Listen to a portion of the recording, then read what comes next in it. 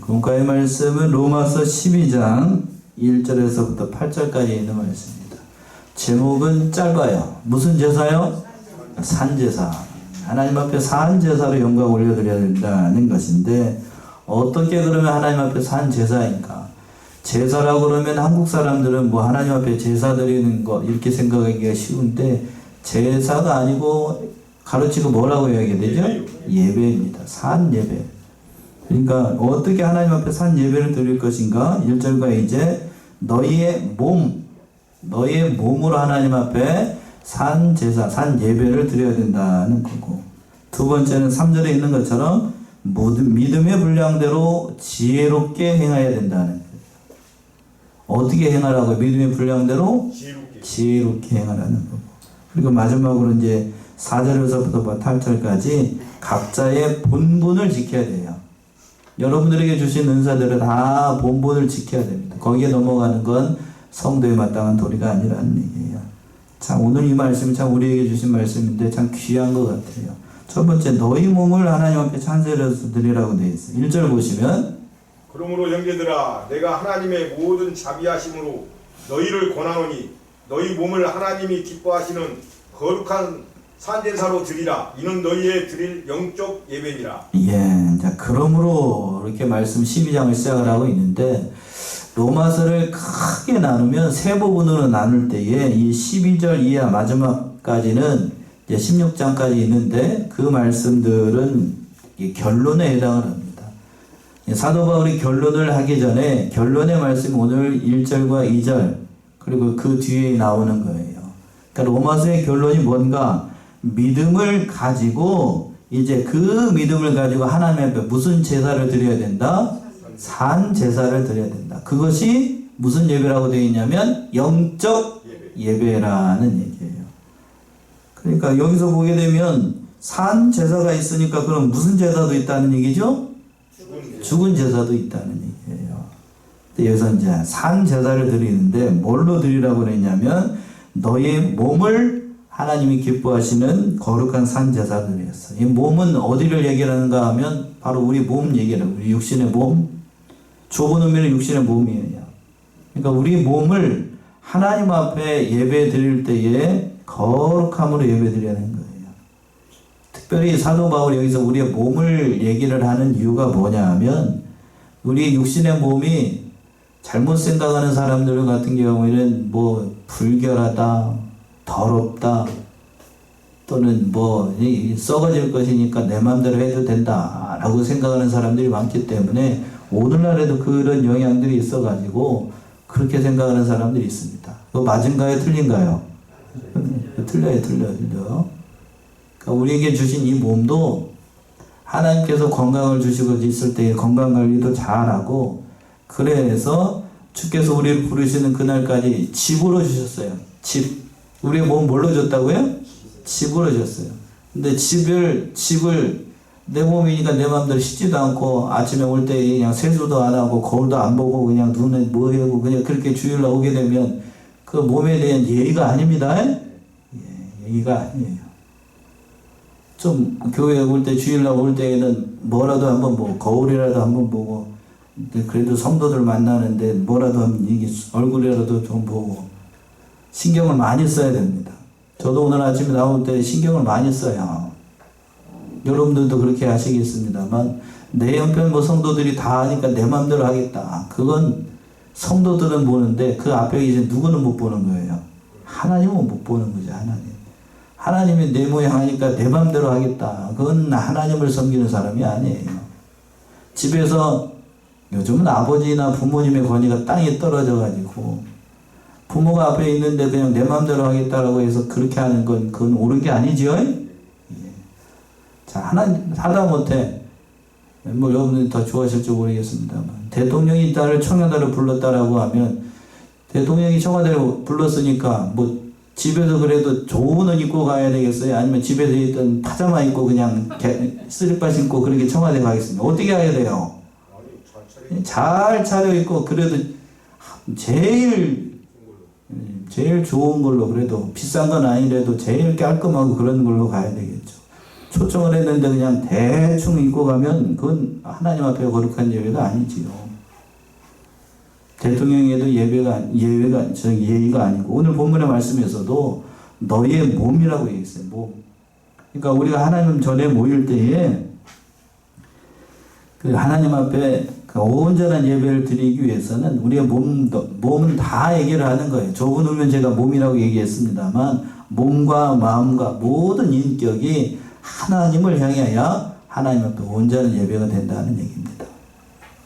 그러니까 몸만 와도도 안 되고 또 생각만 따로 해서도 안 된다는 얘기예요. 그러니까 이거 하나님 앞에 올 때에 얼마나 중요한가를 우리가 생각을 하는 거예요. 그래서 교회 오실 때에는 되도록이면 주일날에는 뭐 하지 않아야 되고 늦어야 되겠어요? 늦지 않아야 되겠어요? 늦지 않아야 되겠지요. 늦지 않아야 돼. 습관적으로 늦는 건 그건 온당한 예배가 아닙니다. 그리고 또 중요한 사실이 뭔가 하면 우리의 몸도 그리고 옷을 입고 오실 때에도 되도록이면 뭐한 옷을 입고 깨끗하고 좀 정갈하고 여자 성도님들 같으면 좀 예쁘게 좀 하고 오고 그렇게 입고 아담하라고 그랬는데 성경에는 그런 차림으로 오셔야 돼요. 누구를 만나러 오니까요? 저를 만나러 오는 게 아니고 누구를 만나러? 하나님을 만나러. 하나님을 만나러 오는 길인데 하나님을 만나러 오는데 저기 하는 건 그건 옳은지 하는 게 아니에요. 우리 그러니까 사도 바울이 이걸 오늘 말씀에서 참 귀한 말씀 여러 가지를 전해주는데 그렇게 합니다. 이병규 목사님이 그 제자 목사님들을 이렇게 저기를 할 때에 늘 목사는 몸이나 마음가짐을 잘 해야 된다고 성도들 앞에서 또 특별히 저희 주일날 예배 단상에 쓸 때에는 그래도 제일 깨끗하고 뭐한 옷으로 정갈한 옷으로 성도들 앞에 써야 된다. 성도들 앞에 쓰는데 그 절반쯤 빵꾸난 양말 신고 빨꾸난 양복 입고 그렇게 쓰는 건 그걸 보는 성도들도 별로 좋은 게 아니고 더더군다나 하나님 앞에 그거는 불충한 거라고 그렇게까지 얘기를 하시더라고요. 맞아요, 틀려요? 맞는 얘기죠. 제가 그렇게 꾀저저한 얼굴로 하나님 앞에 섰다 그러면 여러분들이 근심이 들잖아요. 저도 역시 마찬가지예요. 여러분들이 그렇게 하게 되면 제가 하나님 앞에 나쁘고로워서 알 수가 없는 거고, 그러니까 하나님을 어떻게 대하는가에 따라서 참 귀한 거예요. 그냥 복받을 일을 해야 됩니다. 우리가 복받을 일을. 아멘이시죠? 예. 데살로니가전서 5장을 한번 가보세요. 데살로니가전서 5장 23절 보시면 전서 5장 23절 데살로니가전서 평강에 하나님이 친히 너희로 온전히 거룩하게 하시고 또 너희 온 영과 혼과 몸이 우리 주 예수 그리스도 강림하실 때에 흠없게 보존되기를 원하노라. 세 가지를 얘기했어. 너희 온 영과 또 뭐요? 혼과 또 어디? 몸이 전 인격이 쉽게 얘기해서 전 인격이 하나님 앞에 흠이 없어야 된다는 얘기입니다. 그러니까 몸도 흠이 없어야 된다고 얘기했어요. 그 영적인 것만 얘기한 게 아니고. 그러니까 우리의 몸도 중요하다는 얘기예요. 그러니까 집을 잘 꾸미는 것처럼 우리의 몸도 잘 가꿔야 됩니다. 그러니까 건강관리도 잘해야 돼요. 이 건강관리 잘하는 말씀 속에 저도 가슴이 찔려요. 잘 못해서 젊은데도 참 저기해서 그러는데 이거 잘 해야 됩니다. 건강해서 하나님 일을 잘 감당을 해야 돼요. 그리고 또 주일날 올 때에도 자주 한번 말씀드리는 거지만 그렇게 늦지 마시고 또 하나님 앞에 온전한 예배를 드리는 교회분들 해야 됩니다. 그리고 무슨 제사를 드리라고 했냐면 거룩한 죽은 제사 말고 산제사. 산제사가 생명이 있는 제사 또는 뭐 여러 가지로 얘기를 합니다만 산제사가 있어요. 그러면 죽은 제사를 드리는 사람도 있는가? 성경이 있는가? 그런 사람이 있죠. 창세기 4장을 한번 가보세요. 창세기 4장 3절에서부터 5절. 창세기 4장 3절에서부터 5절. 세월이 지난 후에 가인은 땅에서 사람을 제물을 삼아 여호와께 드렸고 아벨은 자기의 양의 첫 새끼와 그 기름으로 드렸더니 여호와께서 아벨과 그의 제물을 받으셨으나 가인은 그의 제물을 받지 아니하신지라. 가인이 몹시 분하여 안색이 변하니. 예. 자, 두 사람이 나오고 있습니다. 한 사람 누구고요? 가인이고, 한 사람은 아벨입니다. 누가 형인가요? 가인이 형이지요. 세월이 지난 후에 가인은 어디의 소산으로? 땅의 소산으로 제물을 삼아 여호와께 드렸고, 아벨은 자기도 양의 첫 새끼와 그 기름으로 드렸더니 여호와께서 아벨과 그 제물은 어떻게 하시고 연락하셨으나 5절이요. 가인과 그 제물은 연락하지 않았다. 두 사람 다 하나님 앞에 오늘날로 얘기하면 예배를 드렸어요. 예배를 드렸는데 가인의 제사는 하나님 받으셨다고요? 안 받았어요. 하나님 불공평하네. 같은 시간에 하나님 앞에 예배를 드렸는데 한 사람 건 받고 한 사람 건 안 받네. 몹쓸 하나님이네. 그런가요? 하나님 뜻에 맞지 않으면 하나님은 아무리 예배 시간에 이 자리에 앉아 있어서 예배를 드려도 그 예배를 받는다고요? 안 받아요. 불공평하다 이렇게 얘기할 수 없어요. 왜 그런가? 이 두 가지 이유가 있는데, 첫 번째는 예배를 드리는 걸 하나님의 말씀대로 드려야 돼요. 하나님의 말씀대로. 자, 하나님의 말씀대로 드려야 되는데, 하나님의 말씀은 뭐 어떻게 예배를 드려야 되냐면 4절에 있는 것처럼 아벨처럼 하나님 앞에 나올 때에는 양의 첫 번째 새끼와 그 모든 것으로 그 하나님의 말씀에 맞게 예배를 드려야 됩니다. 지금 아마 이게 양의 첫 새끼를 드렸다는 거는 하나님 앞에 무슨 죄가 있어서 이렇게 예배를 드렸던 것 같아요. 그러니까 그 아벨의 제사는 하나님께서 어떻게 하셨어요? 받으셨어요. 그런데 자, 땅의 소산으로 예물을 드렸던 이 가인은 뭐 아마 억지로인지 뭔지 하나님의 말씀에 맞지 않게 예배를 드린 거예요. 하나님의 말씀 뭘로 드리라고 그랬어요? 양의 그 처음 나는 그 피로 하나님 앞에 제사를 드려야 되는데 이렇게 예배를 드리는 건 하나님의 말씀에 맞지 않아요. 맞지 않으니까 하나님께서 받지 않는 게 맞나요? 틀리나요? 맞지요. 하나님 앞에 온전한 예배를 드리는데 그 말씀에 맞지 않은 예배를 드리면 하나님이 받지 않는 게 정당한 거예요. 하나님 불공평하다 그렇게 얘기할 수 없는 겁니다. 그러니까 오늘날에도 마찬가지예요. 하나님의 말씀에 맞지 않으면 아무리 우리가 많은 재물을 가지고 하나님 앞에 예배를 드려도 하나님 그걸 기뻐하시지 않아요. 받지 않으십니다. 누구의 예배를 받지 않는 것처럼 가인의 재물을 받지 않은 것처럼. 그러니까 우리도 말씀대로 예배를 잘 드려야 돼요. 두 번째 요건이 뭐냐면 영적으로 예배를 드려야 돼요. 영적으로 예배 드린다는 얘기는 뭐냐 하면 예수 그리스도 그 양의 피와 소의 피로 제사를 드릴 때에 나의 모든 죄가 하나님 앞에 다 이렇게 깨끗하게 씻음을 받았습니다. 누구를 믿는 믿음으로 드려야 되는 영적 예배는 누구? 예수를 믿는 믿음. 영적 예배는 그러니까 예수님께서 나의 피를 다 씻으셨습니다 라는 그런 믿음으로 드려야 돼요. 자, 창세기 4장에 있었던 것처럼 아벨이 자기의 첫 번째 양으로 제사를 드렸다는 얘기는 그걸 믿었던 거예요. 예수 그리스도의 구속의 피를 믿고 그 모든 제사를 드렸던 겁니다. 그런데 가인은 그렇게 드리지 않았어요. 말씀에도 맞지 않고 그리고 또 구속의 피를 믿는 영적인 예배도 아니었기 때문에 하나님께서 그 가인의 제물을 받지 않는 게 맞아요? 틀려요? 맞는 거예요. 맞는 겁니다. 그러니까 오늘날 우리 성도들이 이런 마음을 가져야 돼요. 이런 마음. 말씀에 맞지 않으면 하지 않아야 돼요. 또 말씀에 맞으면 당연히 해야 되는 거고. 그러니까 모든 일을 할 때에 뭐대로 해야 된다? 말씀대로 해야 됩니다. 오전의 말씀에 그랬죠? 하나님께 다윗이 그 모든 것을 직접 물어봤어요. 그래서 그 말씀대로 다윗이 행하자 하나님께서 전쟁에서 뭐하게 어떻게 하셨어요? 승리하게 하셨습니다. 말씀에 맞아야 돼요. 말씀에 맞지 않으면 아무리 좋은 것이라고 해도 하나님이 기뻐하시지 않아요. 기뻐하시지 않습니다.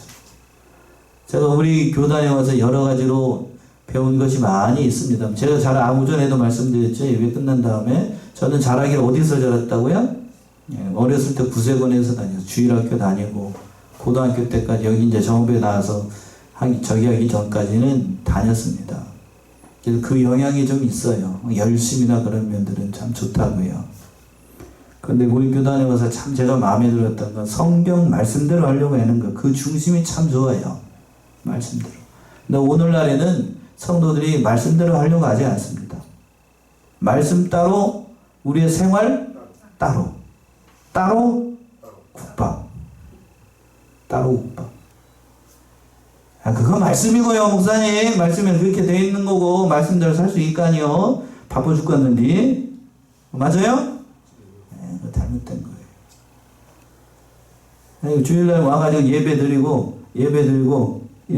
드리고는 성경책 딱 덮으면 하나님 말씀은 그때 딱 끝나고 저 문 열고 나가는 순간 다 요이 땡 세상 일 하기 시작합니다. 그렇게 사는 건 하나님 말씀이 안 대로 사는 게 아니지요. 그러니까 오늘 본문의 말씀에서도 산 제사를 드리라고 하는 건 그런 의미가 담겨 있는 거예요. 특별히 몸으로 예배를 드리라고 했어요. 온 인격을 다해서, 너의 중심을 다해서. 그러니까 우리가 특별히 모든 중심을 다해 하나님 앞에 예배를 드리되, 제가 특별히 강조하는 건 우리의 몸도 참으로 중요하다는 거예요. 우리의 몸도 잘 관리해서 육신적으로도 잘 모든 일들을 잘 감당하는 저와 여러분들이 다 되어야 됩니다. 자, 그리고 또 두 번째는 2절에 있는 것처럼 하나님의 뜻을 분별하라고 되어 있습니다. 2절 보시면 2절.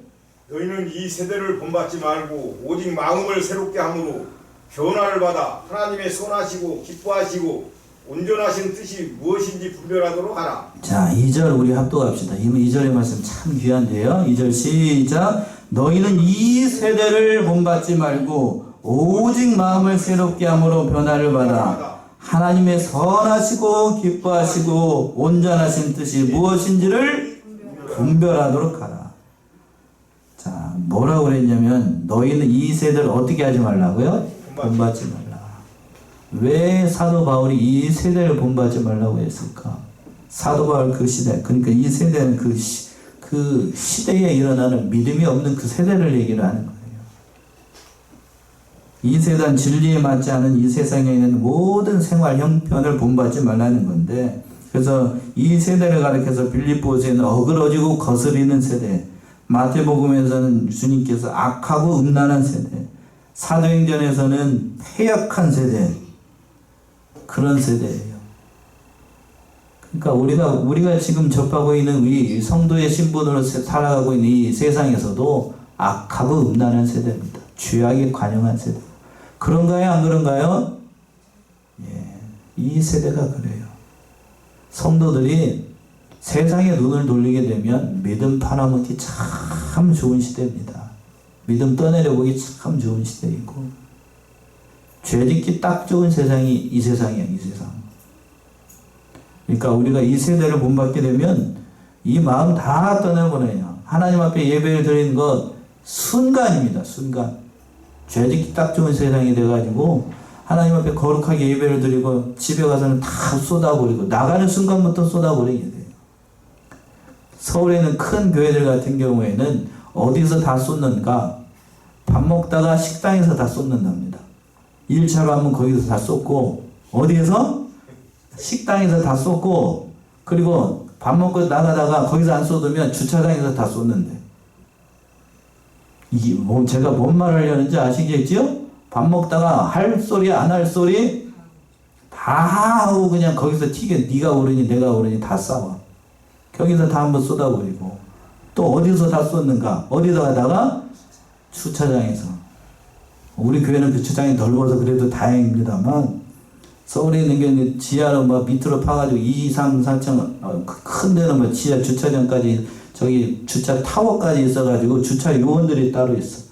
주차장에서 쏟는다는 거는 내가 먼저 가겠다고 앞에 집사님들 나와가지고 이렇게 안내봉 들고 이렇게 얘기하는데, 그 집사님하고 뭐 한다는 얘기예요? 싸워. 왜 저 앞에 있는 저 새파란 젊은 집사부터 먼저 가게 하고 교회에서 오랫동안 30년 이상 묵은 나는 기다리라고 그러냐고. 주차장에서 그냥 안내하는 집사님 멱살 잡고 싸워. 그게 우리 교회 형편이라고요. 오늘날 현대교회 형편. 그렇게 하면 하나님 앞에 예배를 드린 거예요. 그게 온전하게 예배를 드린 거예요? 아니죠. 그건 하나님께서 기뻐하시지 않아요. 그러니까 이 음란한 세대를 우리가 잘 분별을 해가지고 하나님께서 이루시고자 하는 뜻이 무엇인지를 잘 행하여야 됩니다. 그렇게 하려고 하면 자, 데살로니가전서 5장에 있는 말씀처럼 해야 돼요. 데살로니가전서 5장 19절에서부터 22절, 전서 5장 19절 22절. 성령을 소멸하지 말며 예언을 멸시하지 말고 범사에 하려 좋은 것을 취하고 악은 어떤 모양이라도 버리라. 예, 이렇게 해야 돼. 뭐를 소멸하지 말아야 돼요? 성령을 소멸하지 말고. 또 뭐를 멸시치 말고? 예언을 멸시치 말고. 예언은 뒤에 가서 제가 다시 한번 말씀드릴게요. 범사에 하려 좋은 것을 취하고 악은 뭐라도 보이라? 모양이라도 버려야 돼요. 악은 모양이라도 버려야하는 얘기는 성도로서 마땅히 해야 될 말이나 해서는 안 될 말, 해서는 안 될 말, 해서는 안 될 행동, 해서는 안 될 생각도 하면 안 돼요. 하면 안 돼요. 만약 그런 것이 나온다 그러면 마귀가 준 생각으로 알고 버려야 됩니다. 버려야 돼. 그렇지 않으면 덕이 되지 않아요. 덕이 되지 않아. 아셨지요? 그렇게 해야 되겠어요. 변화를 받아서 하나님이 기뻐하시는 뜻을 무엇인지를 또 어떻게 하라고 그랬어요? 마지막에 분별하라고 그랬어요. 분별이라는 얘기는 시험에서 진리인지 비진리인지를 구별해라는 얘기예요. 영적인 분별력을 얘기를 하는 것인데 오늘날 성도들이 이런 영적인 분별력이 없어가지고 뭐가 선인지 뭐가 악인지 잘 몰라요. 그러니까 우리가 늘 깨달아서 말씀대로 행하고 하나님 말씀을 잘 깨달아서 그 말씀의 길을 떠나는 그 잘못된 사이비한 사상과도 맞서 싸워야 돼요. 그런 일들을 잘 감당하는 저 여러분들이 다 돼야 돼요. 그 말씀의 길 잘 분별할 수 없으면 가까이는 누구에게 물어봐야 될까요? 믿음의 선배들한테, 그리고 특별히 저에게. 그러니까 혼자 생각하지 말고 혼자 판단하지 말고 성경에서 뭐라고 얘기를 하고 있는가, 또 신앙, 그것이 나의 신앙 양심에 맞는가.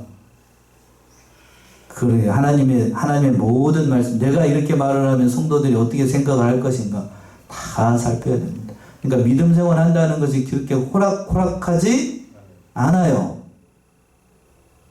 처음에 애기였을 때에는, 어린 아기였을 때에는, 이제 저도 아이를 키워보니까 어린 아이였을 때는 엄마가 주는 뭐만 먹으면 되고 전만 먹고 잠 자다가 뭐 하기만 하면 돼요? 배 아프면 싸기만 하면 됩니다. 그렇죠?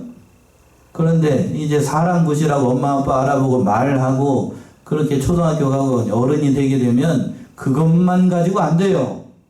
무슨 노릇해야 되죠? 사람 노릇해야 돼요. 사람 노릇해야 돼요. 믿는지 믿음 생활하는지 10년이 되고 20년이 되고 30년이 됐는데 마냥 그냥 기저귀 찼던 어린아이처럼 행동을 하게 되면 그걸 지켜보고 있는 다른 성도들이나 특별히 하나님이 머리에 근심이 생겨. 그럴까요? 안 그럴까요? 여기서는 조용해지네. 예. 그러니까 이 세대를 잘 분별해서 진리의 세계를 바로 해야하게 돼요. 그런데 이 진리의 세계를 할 때에 두 번째 보게 되면 믿음의 분량대로 지혜롭게 행하라 라고 되어 있습니다. 그 말씀 3절에 나와 있어요. 3절 보시면 내게 주신 은혜로 말미암아 너희 중 각 사람에게 말하노니 마땅히 생각할 그 이상의 생각을 품지 말고 오직 하나님께서 각 사람에게 나눠주신 믿음의 분량대로 지혜롭게 생각하라. 예. 믿음의 분량대로 어떻게 생각하라고요? 지혜롭게 생각하라. 믿음의 분량대로 지혜롭게. 믿음의 분량대로. 그러니까 이 믿음의 분량이라고 하는 건 하나님께서 여러분들에게 각자 필요한 대로 은사를 다 주셨다는 얘기예요. 그런데 믿음의 무엇대로 주셨다고요? 분량대로. 이 분량이라는 얘기는 여러분들이 가지고 있는 능력에 따라서 하나님께서 분량대로 다 은사를 주셨어요.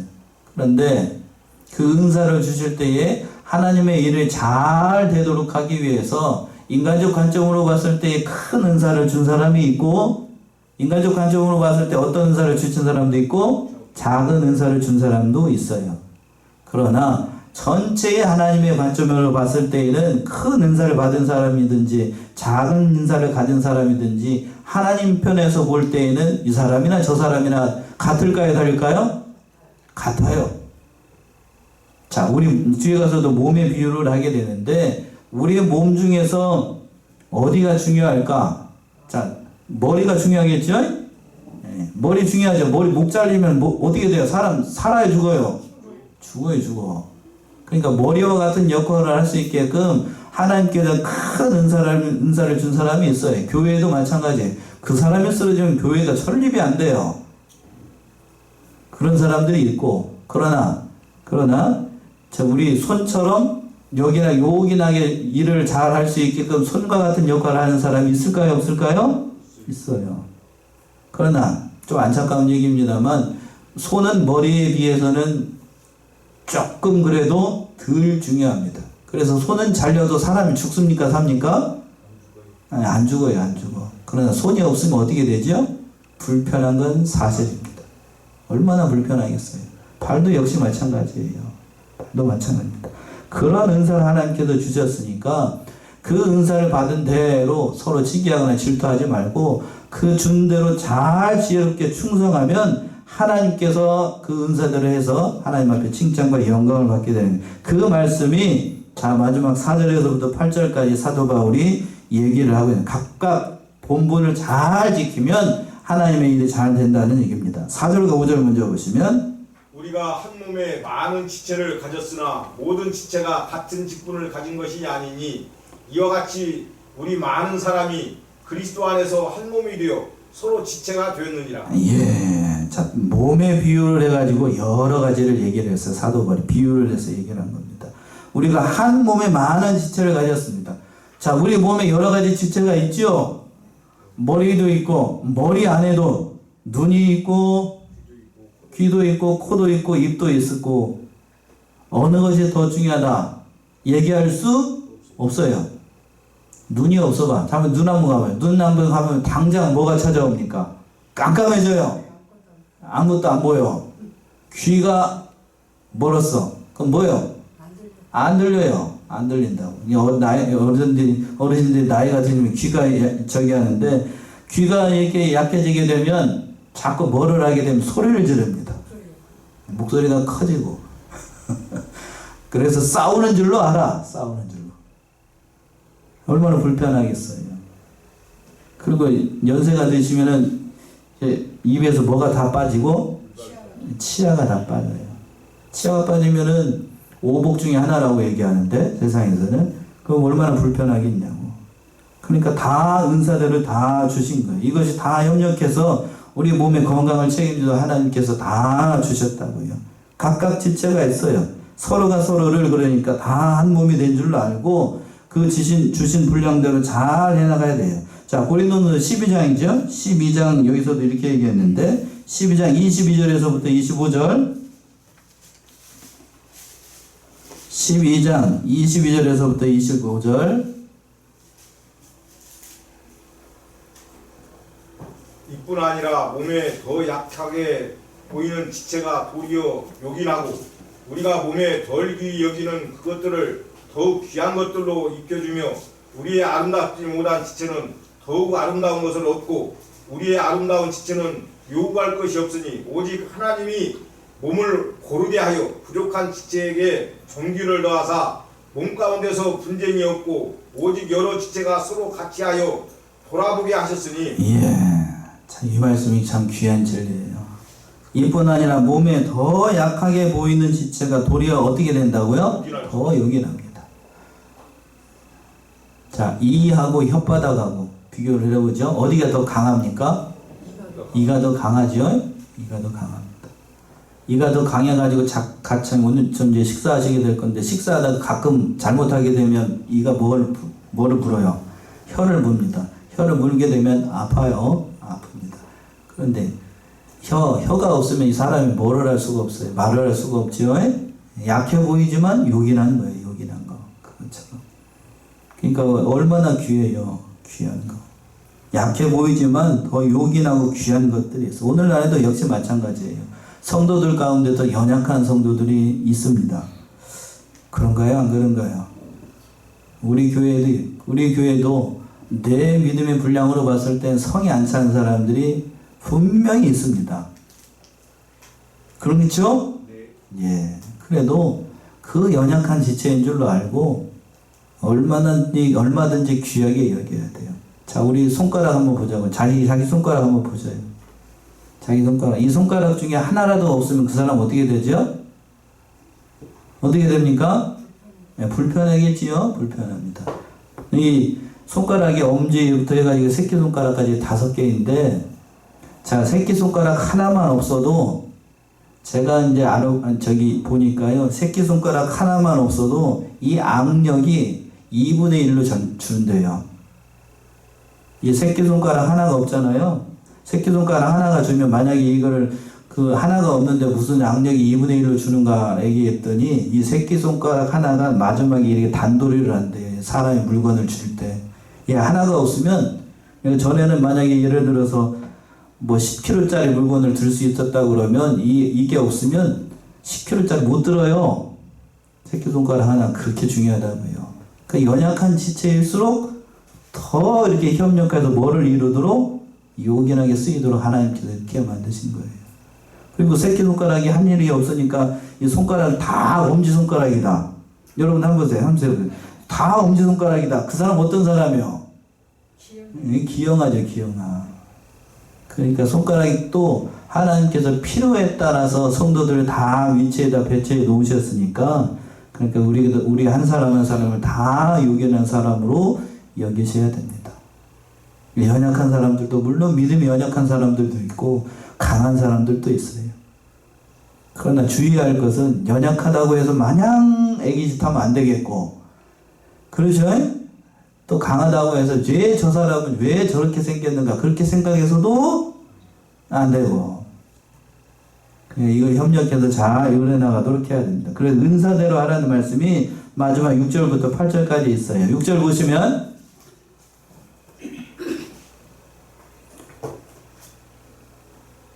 본문 6절이요.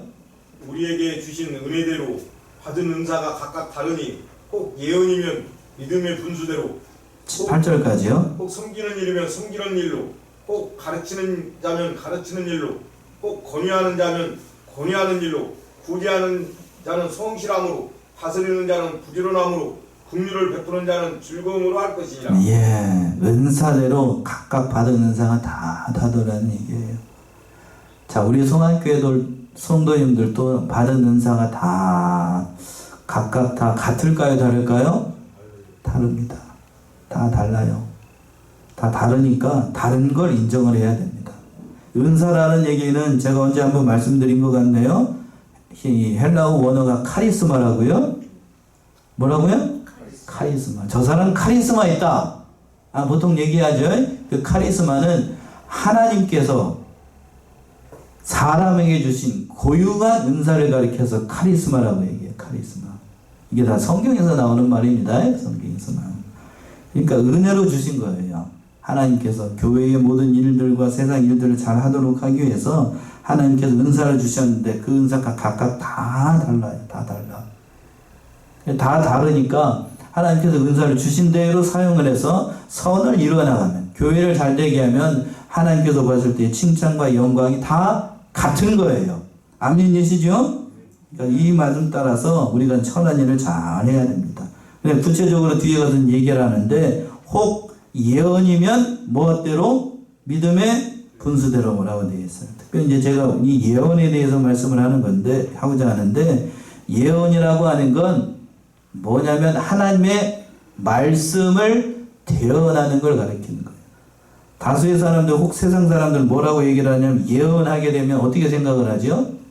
알지 못하는 장래의 일을 미리 얘기하는 걸 예언이라고 생각합니다. 그 말의 의미는 그게 맞는데, 그런데 사람들이 생각하는 것처럼 그렇게 생각하게 되면, 잘못하게 되면 이단의 미혹에 넘어가기가 쉬워요. 어떤 사람들이 와가지고 다 내가 하나님 앞에 기도해 보니까 하나님께서 이렇게 하라고 당신에게 얘기했습니다 라고 하는 건 그 사람 따라가면 되겠어요? 안 되겠어요? 안 됩니다. 예언이라고 하는 것은 그렇게 얘기하는 게 아니에요. 예. 오늘은 믿음이 연약한 성도들이 누가 나를 위해서 기도해주고 기도해봤더니 하나님께서 이렇게 얘기를 했다라고 해서 거기 따라가는 사람들이 있어요. 그건 아니에요. 마치 무당 굿하듯이 해가지고 그 무당이 신들려가지고 더더더더더더 하고 난 다음에 눈 보륵 뜨고 와가지고 당신 내일 모레 뭐 하니까 뭐 한다. 그건 예언이라고 예언 아니라고요? 아니, 그런 건 예언 아니야. 그런 거 아니라고. 성도들 믿음 없는 사람들, 그렇게 얘기하는 사람들, 그건 따라가면 안 돼요. 그런 거는 예언이라고 할 수도 없어요. 예언이라고 하는 건 하나님께서 미리 말씀하신 모든 것들이 다 이루어지는 것이 다 예언이에요. 쉽게 얘기해서 하나님께서 말씀하신 모든 일들이 다 예언입니다. 자, 디모데전서 1장을 한번 가보세요. 디모데전서 1장 18절에서부터 19절. 디모데전서 1장 18절에서부터 19절. 아들 디모데야, 내가 네게 이 경계로서 명하노니 전에 너를 지도한 예언을 따라 그것으로 선한 싸움을 싸우며 믿음과 착한 양심을 가지라. 어떤 이들이 이 양심을 버렸고 그 믿음에 관하여는 파산하였느니라. 예, 아들 디모데야, 내가 내게 이 경계로서 명하노니 전에 너를 지도한 뭐를 따라? 예언을 따라. 전에 지도한 예언이라는 건 그러면은 뭐 사도 바울이 이렇게 막 기도해보고 난 다음에 이상한 소리 한 거 그 예언을 얘기를 할까요? 말씀이요, 말씀. 전에 너에게 가르친 그 말씀을 따라 선한 싸움을 싸라는 얘기예요. 그러니까 여기서 얘기하는 모든 예언은 결국 뭘 얘기를 하는 거냐면 성경에 있는 모든 말씀 얘기를 하는 거예요. 자, 이 예언에는 이미 이루어진 말씀도 있고 이루어지지 않은 말씀도 있고 지금 진행되어 가는 예언의 말씀도 있어요. 자, 이미 이루어진 말씀이라는 건 창세기 1장 1절 대표적이죠. 태초에 하나님의 천지를 이거는 예언인데 이루어진 말씀이에요. 맞죠? 자, 요한계시록 22장 마지막 하반절에서 맨 끝에 보게 되면 주여 어떻게 하시옵소서 오시옵소서. 이거 온다는 거 이게 이루어졌어요? 안 이루어졌어요? 아직 안 이루어졌으니까 이건 예언인 거예요. 이게 뭔 말인지 아시겠습니까? 자, 여러분들이 예수를 믿으면 천국에 갑니다. 예언입니까? 예언 아닙니까? 예언이에요. 아직 이루어지지 않았잖아요. 여러분은 아직 천국 안 갔잖아요. 그러니까 성경의 모든 말씀들은 다 예언입니다. 예언. 다만 이루어진 말씀이 있고 앞으로 어떻게 할 말씀이 있고 이루어질 말씀이 있는 거예요. 그러니까 뭐 이게 귀신 들려가지고 이상한 소리 하는 그것만 예언이 아니고 그거 따라가면 된다고 안 된다고요? 안 된다는 얘기입니다. 그리고 7절 보시면 혹 섬기는 일은 뭘로 하고? 섬기는 일로 하고. 가르치는 자면 또 무슨 일로? 가르치는 일로 하고. 또 8절에서 건의하는 자면 또 뭐 하는 일로? 건의하는 일로. 구제하는 사람이면 성실함으로, 부지런한 사람은 긍휼한 자로 모든 일을 즐거움으로 하면 하나님의 나라의 일이 잘 일어나가는 거예요. 이 사실을 명심하고 하나님께 주신 은사를 따라서 모든 일들 잘 일어나가는 사랑하는 성원의 성도님들 모두가 되시기 바랍니다. 기도하겠습니다.